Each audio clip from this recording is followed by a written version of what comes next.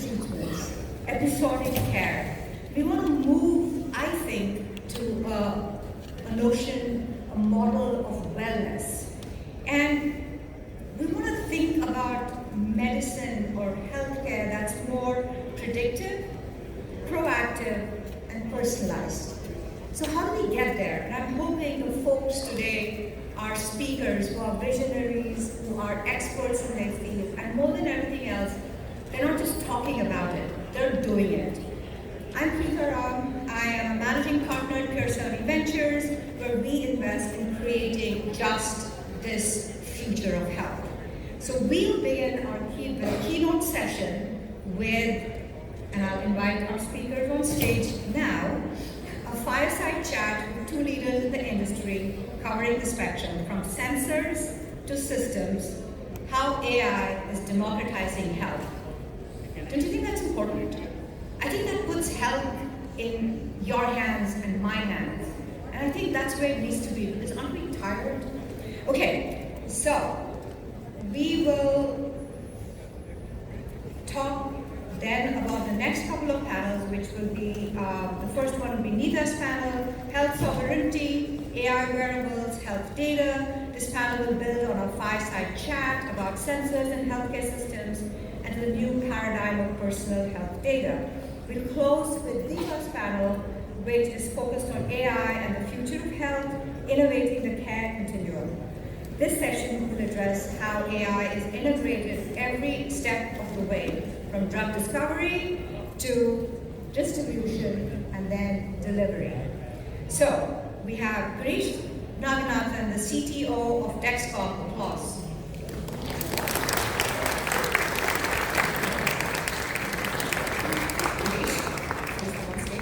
As a global leader in continuous glucose monitoring, Girish sits at the crucial device and data nexus, transforming from a device maker into an intelligent wellness platform.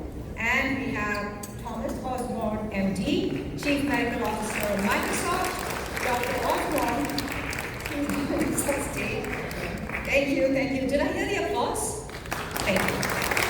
Brings a rare and essential perspective from the systems and delivery side, having worked at the intersection of the world's largest integrated healthcare system.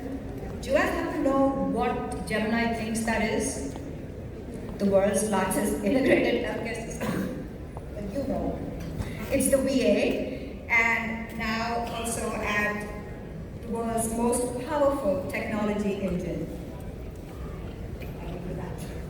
I'll take it.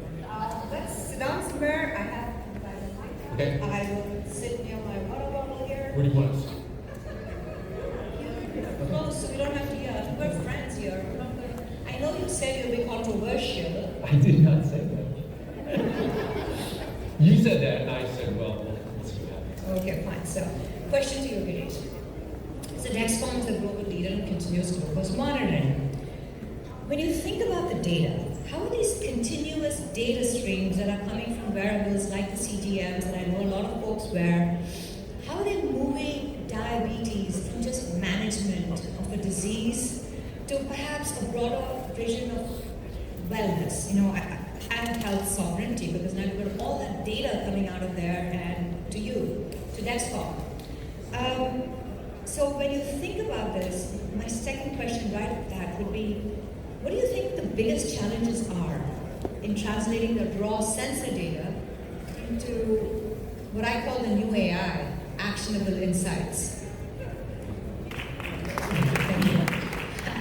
Patient intelligence. So what do you think? First of all, thank you so much, Preeta, for having me. Great two questions. One on health sovereignty, the other on what is the data mode. Not yet. That's my next question. I want to know, how are these continuous data streams generated by wearables helping you and us and the physicians in the room move from just managing diabetes as a disease to wellness, a more proactive. Right. So that's first. We'll do the second one next. So let's talk about the health sovereignty. My time at Dexcom, leading product development and product strategy, I've come to a realization And the realization is that we are at a transition point. We are no more in an era where patients are passive passengers in their own biology, waiting for the next doctor's appointment. The shift that's happening is towards predictive intelligence. And in predictive intelligence, what happens is you get multiple data streams, and you combine these multiple chaotic-looking data streams into actionable insights with AI, and deliver those insights that are intuitive, reliable, and relevant. What this does is it starts to change the perspective of getting different pieces of information and having an analytical overload into something that is very proactive for the patient or the user to make a decision. Now, we have developed a blueprint at Dexcom for the diabetes segment. But in reality, this blueprint is something that is very widely extensible. Either we're talking about general longevity or any chronic condition. The mandate for the next decade is total metabolic awareness. While innovation is at an inflection point, our industry is gearing up for this total convergence of this information. And what Preeta asked was, how do we move with this information from a reactive management into proactive management? Look, when we think about developing a product by selling a sensor and taking care of the needs of our patients, we are serving the patient's reactive situation. But at Dexcom, we have done something. I'll take a very trivial example of using food logging, which we call a smart food logging. And by connecting the biological response to the behavioral aspects of things, we are no more taking care of the needs of just clinical patients, but this opens up to take care of the needs of hundreds of millions of people who are balancing nutrition and metabolic health. What does this do for businesses? It changes the unit economics thinking. It moves from thinking about selling a sensor to about providing high fidelity data back to the patient. So in an era where generative AI and AI in particular is helping to connect different sources of data, different understanding, moving the equity curve from a reactive to a very proactive management, and from a clinical to people who are taking care of their well-being. So the shift that's happening right now in the industry is businesses don't win when a patient becomes sick. Businesses are in the business of taking care of people to lead healthier lifestyles by putting health and empowerment in the hands of different individuals. I love that. I think that's kind of moving in the right direction. Should we ask another question, Thomas, or do you want to jump in and fight with him? You're the boss, but I just want to say, to reflect on what you're saying, is diabetes is one of probably the most insidious, deadliest diseases we have. It's quiet, it's stealthy, and it creeps up on you before you know it. It's one of those things that there's no biofeedback. You know, you have it and you feel maybe not perfect, a little lousy, but you don't see the problem until it's too late, until you have vision loss, till you have irreversible kidney disease, till you have amputation. And the ability to transform this otherwise opaque disease into something that someone can see actual tangible numbers to gives an opportunity to engage with those values that they wouldn't otherwise have, and to empower patients to have some level of engagement, some knowledge, some biofeedback to what they're doing and how it relates to this problem that they have full control over. So I think this is a huge part of healthcare, what you're doing, is to help people on the journey to have intelligence at their fingertips and awareness about things they otherwise wouldn't have, all leading to engagement that leads to better outcomes. I think it's a huge deal.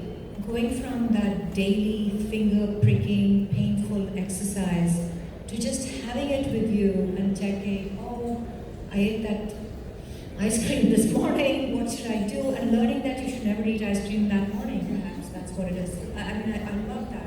It's delicious. Not in the mornings. Have you tried it? In the mornings? Obviously you haven't tried it. I usually wait for the evenings. But, Me too. well, take that as advice. Not From advice.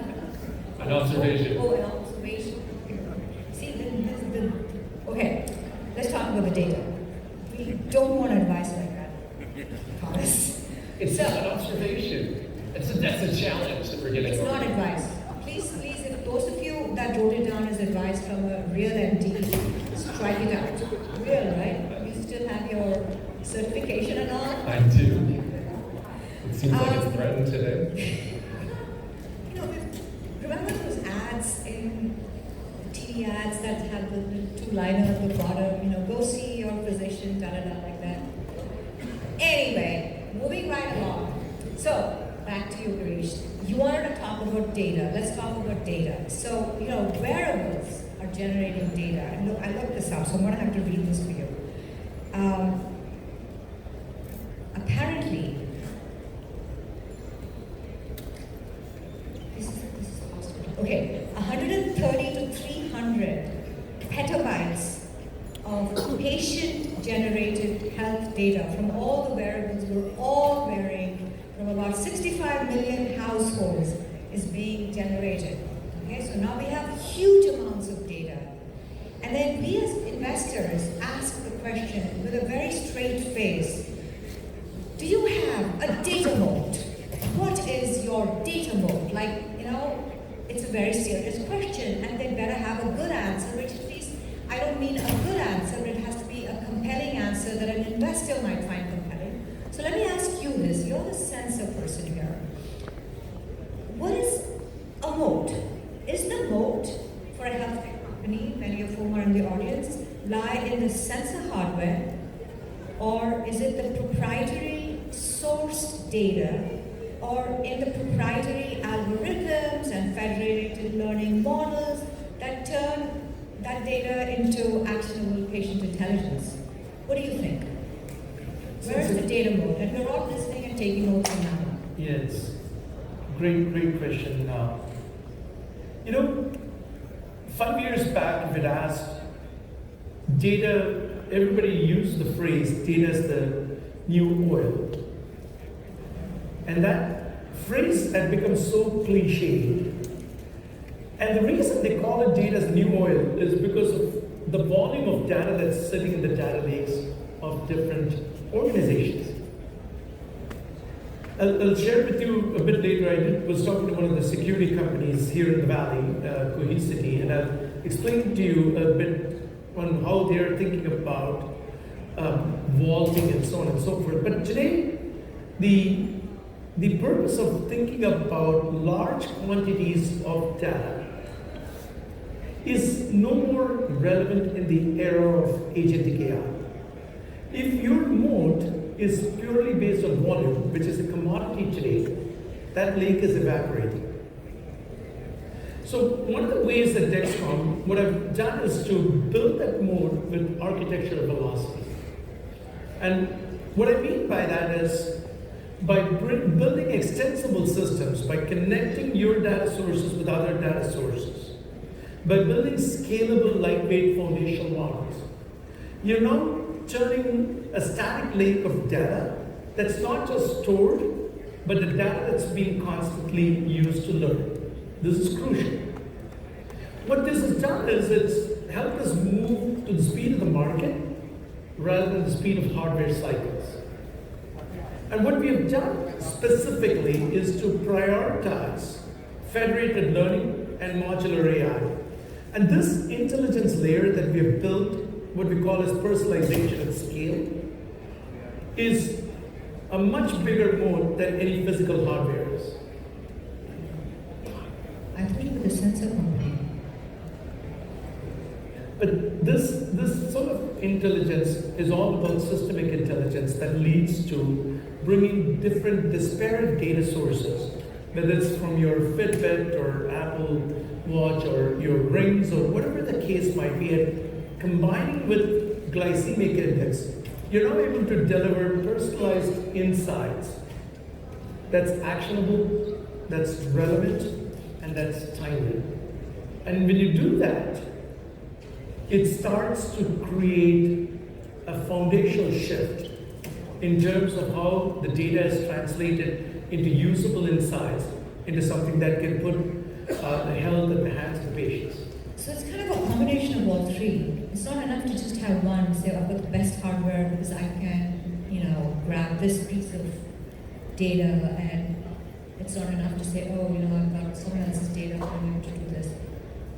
You have an opinion? An observation? Yeah, maybe both. Maybe starting with definition. When you say moat, an investor would think a moat means one thing, or business means another thing. A patient might view that, or a healthcare system might. Mine was an investor question. Okay. A moat that prevents other startups from doing the same thing that the startup that I'm planning to invest in. Yeah. Okay, so is something investable over the long run in someone? Is that something that someone else can reproduce easily? Maybe IP kind of a strategy.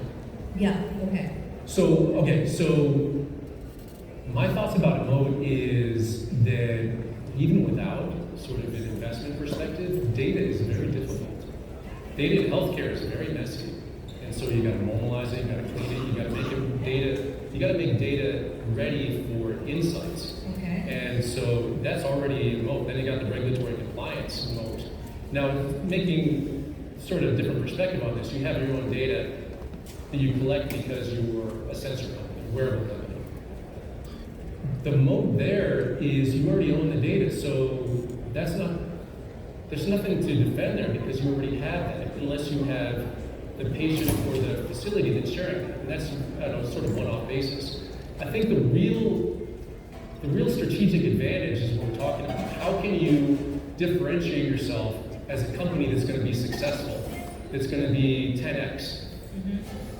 That's going to do one thing, is effectively solve problems that people care about. And that's not necessarily going to be a moat. You can put all the patents on any software you want. You can create another software system to reproduce that same thing. Software is not patentable from a strategic advantage, is my opinion. And so what it's really about is who can deliver value better than anybody else. And that's what's going to differentiate companies. But it depends on the data and the source and everything else. Like if I went to a company and if I had a sensor company and I was getting this lovely blood glucose, and then let's not use that. Let's use a different example. So I built a company and I had some other biomarker, and you built another company and you had another approach, another piece of hardware, because you went to a different engineering school than I did.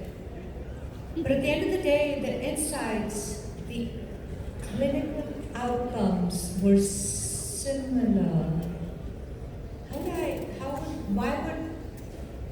Why would a strategic acquirer acquire me versus you, or I don't know. Think. Okay, we'll think out loud together. So, Let's solve this. in my strong opinion, execution is the most important thing. I agree, wholeheartedly. Thank you for that. Data. Any startups in the room, did you hear that? Execution.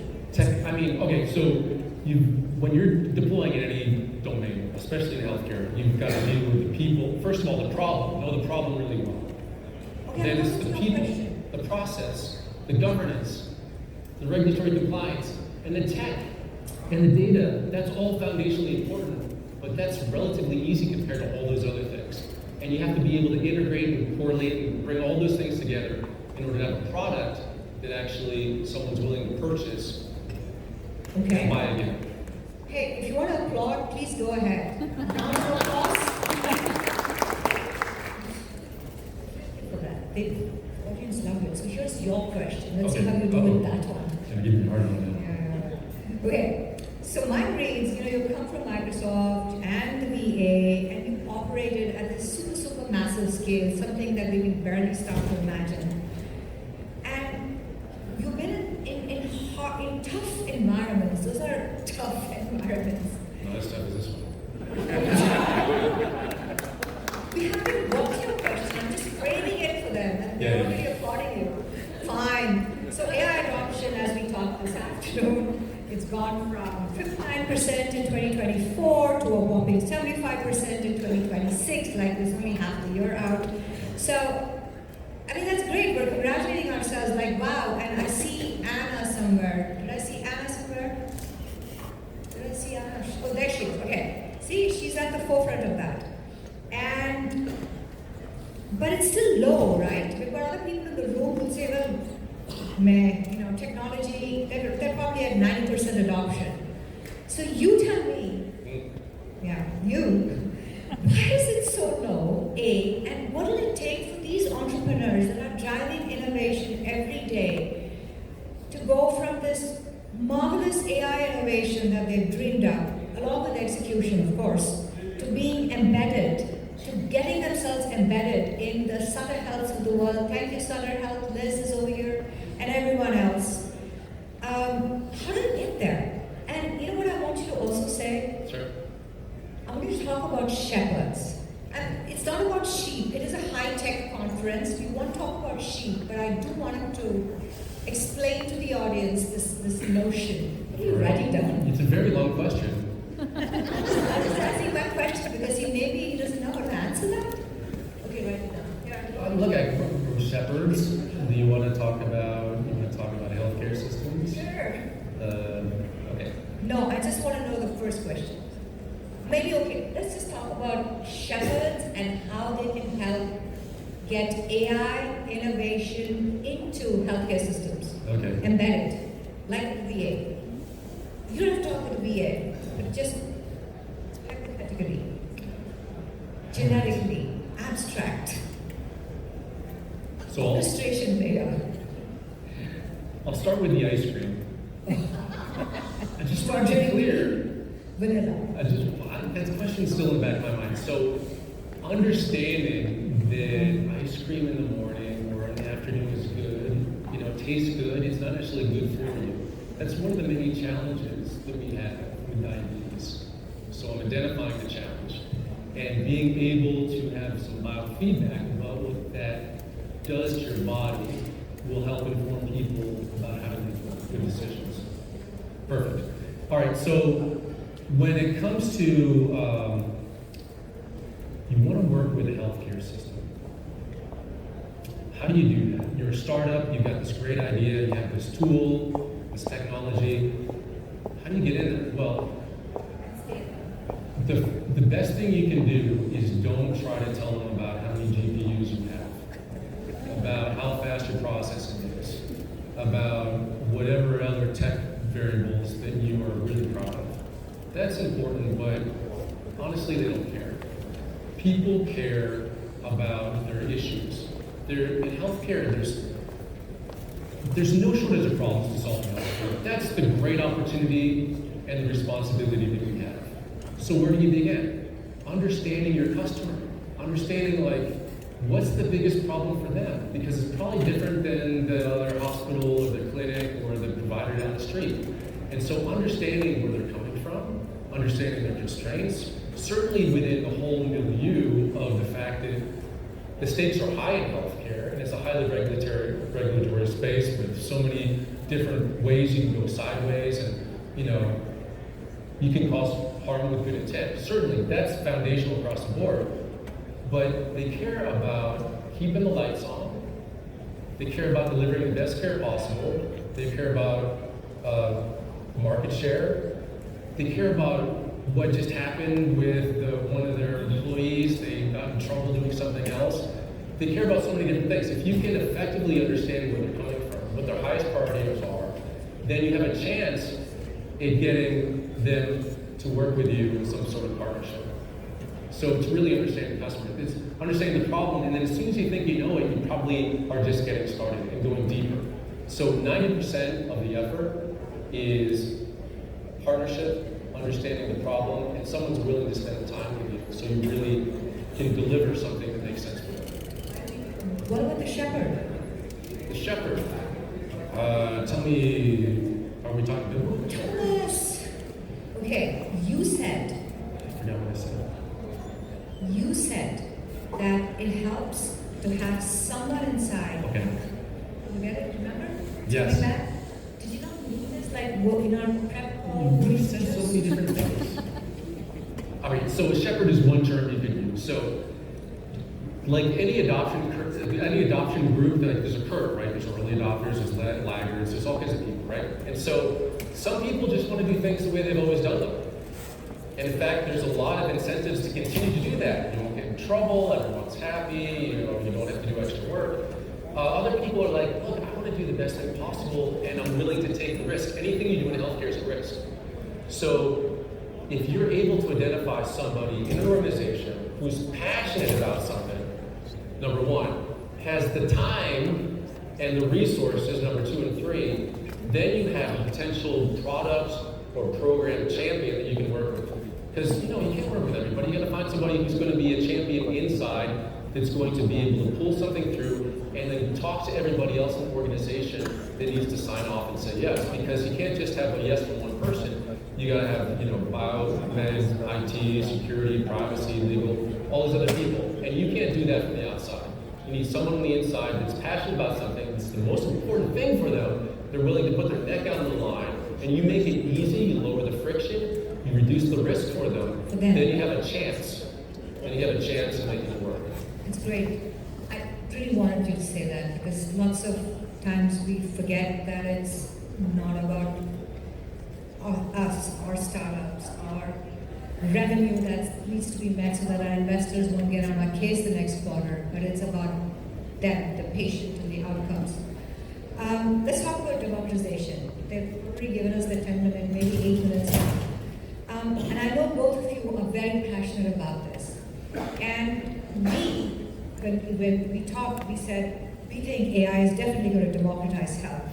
And there's many ways I think it's happening. For example, standard B2B practices, like we have a company, he's hiding somewhere, do a sensor there, raise your hand. They're a standard B2B, they sell to healthcare systems, to providers, but they're really evaluating going out to you and me, to people out there, and making them aware of their innovation for skin cancer detection. So imagine putting that in your hands so that you don't need to have a painful biopsy. So I think that's sort of what I think of as democratization, but I want to let you guys think aloud for me, for this audience, where do you see this going? Where do you see this going? Yeah, it's important. I mean, for the first time in our lifetimes, we have an opportunity to democratize health with the advent of AI. When we talk about democratization of health or health equity, the conversation is always about we need more doctors in rural areas and we need more qualified physicians and whatnot. It's all true. But my role as a technologist, as an operator, I look at it as it's scaling of excellence. How can we create trustworthy automation is going to be key. The 3 things that we've done at TieCon. 1, the assumption is you don't need higher order medical degrees to understand about your health, thereby lowering the cognitive load for somebody to understand their own health parameters. The second aspect of it is engineering for the edge. I mean, today all of our models are run in the cloud, or most of the models are run in the cloud, very expensive to start with. But as with any technology curve, these models are going to become lightweight over time and will run on the edge with the lowest possible memory devices that's available.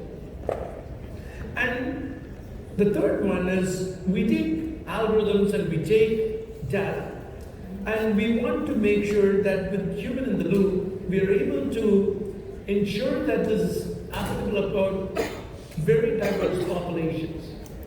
By doing these 3 things, you now set the framework to ensure that the data is made more useful and health solutions can be democratized. Now, does it stop there? The answer is no. I mean, we need to create executives and CEOs of healthcare companies need to think in terms of turning AI today, which is seen as a luxury, still into more of a utility. This is key. And you need to build the infrastructure in such a way that the cost to serve patients keep coming down as more adoption happens over time. And when you do these two things, you've created a way in which healthcare can truly become democratized, putting health in the hands of the people to take control of their health. Thank you. What do you think? Should we not? It's not going to democratize it. It's like AI is going to be like. It could go either way, actually. Really? But seriously? I think What? so. How? Okay, let's do a fun one. So at a high level, we have three titanic forces colliding in healthcare. I want to talk about big problems. We have a growing older population with multiple comorbidities. It's only going up.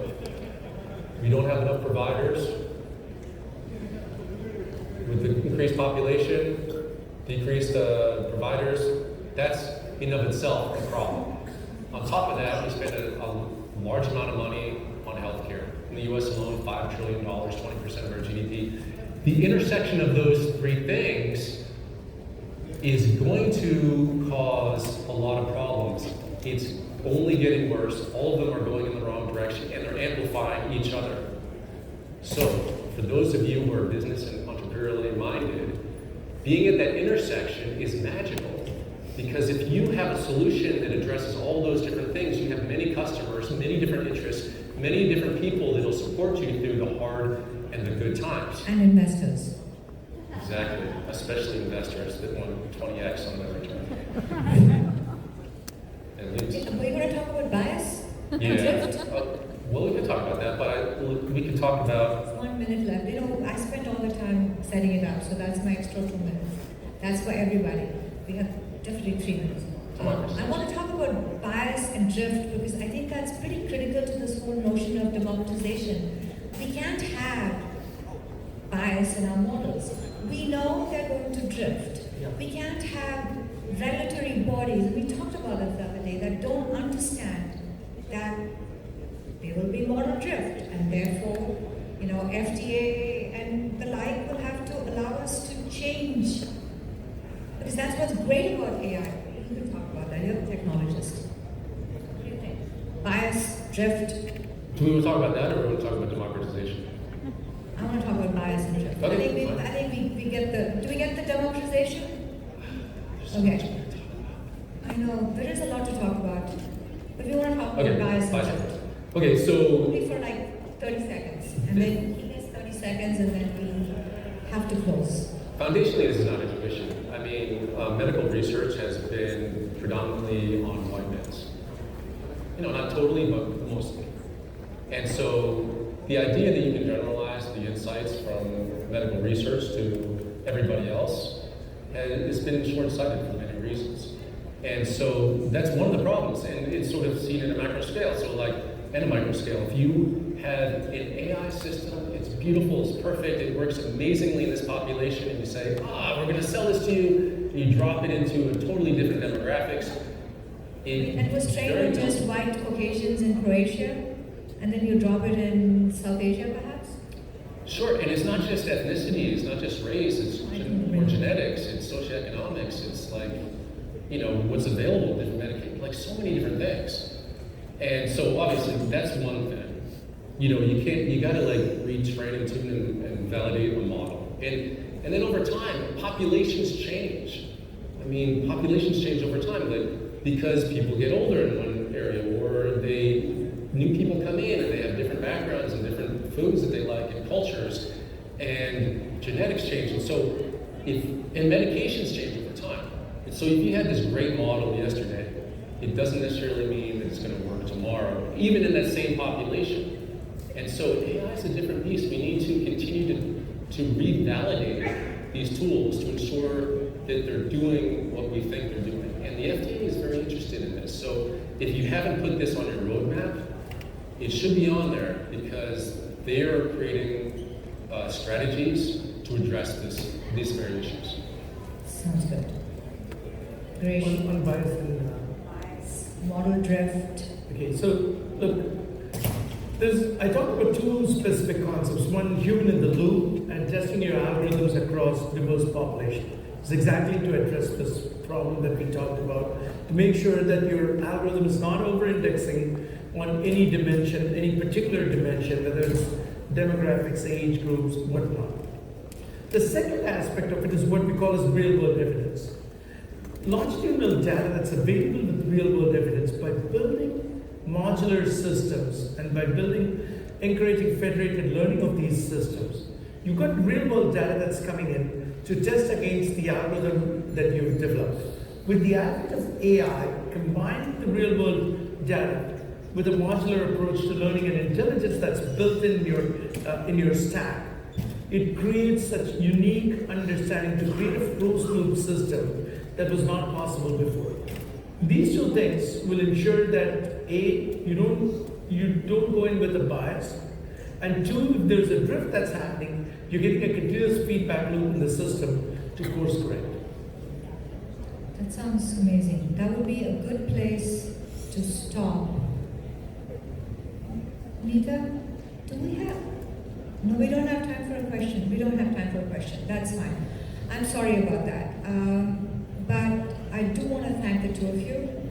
I think we've heard a lot of actionable insights that you can take home, whether you're an entrepreneur building something or you're in the healthcare system in some other role or someone else, because the AI is going to make a big difference to us, and that is what this conference has been about. It is AI and you, and nowhere else does it impact us more than our health. So thank you, both of you, and thank you very much, audience.